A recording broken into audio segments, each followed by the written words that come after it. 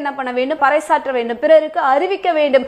இந்த கொர்நேலியு என்ற மனுஷன் பிறருக்கு தான தர்மங்களை செய்து தேவன் நாமத்தை மகிமைப்படுத்தினது நிமித்தமாகத்தான் பரலோகத்திலிருந்து தேவதூதன் இறங்கி வந்து உன்னுடைய ஜெபம் கேட்கப்பட்டது, உன்னுடைய தான தர்மங்கள் தேவ சமூகத்துல வந்து காணப்பட்டு கொண்டிருக்கிறது என்பதை அவனுக்கு தெரியப்படுத்தினான். அவனுடைய நன்மை தூஷிக்கப்படலைங்க. அவன் செய்த நன்மையானது இந்த பூமியில மாத்திரம் அல்ல, பரலோகத்துல போயிட்டு என்ன பண்ணிச்சுன்னா எட்டினது. ஹல்லேலூயா. நீங்களும் நானும் செய்யக்கூடிய நன்மையான காரியங்கள், நாம் செய்யக்கூடிய ஒவ்வொரு செயல்களும் இந்த பூமிக்குரிய இந்த அளவுல மாத்திரம் இல்லைங்க, அங்க தேவ சமூகத்துல போயிட்டு அது காணப்பட வேண்டும். நான் செய்யற நன்மையானது இது தேவனுக்கு உகந்ததாக இருக்க வேண்டும். யாருக்காச்சும் நம்மளால முடிந்த அளவுக்கு ஒரு உதவிகளை செய்யறோமா, ஒரு சிறு சிறு காரியங்களை செய்யறோமா, தேவன் நாமத்தின் மகிமைக்கென்றே என்ன பண்ண வேண்டும்? அந்த காரியத்தை செய்ய வேண்டும். அப்படி செய்யும் பொழுதுதான் உங்களுடைய நன்மையானது தூஷிக்கப்படாதபடிக்கு கர்த்தரை மகிமைப்படுத்தக்கூடியதாக இருக்கும். இந்த மனுஷன் என்ன பண்ணாருன்னா, பிறருக்கு செய்த நன்மையானது தூஷிக்கப்படாதபடிக்கு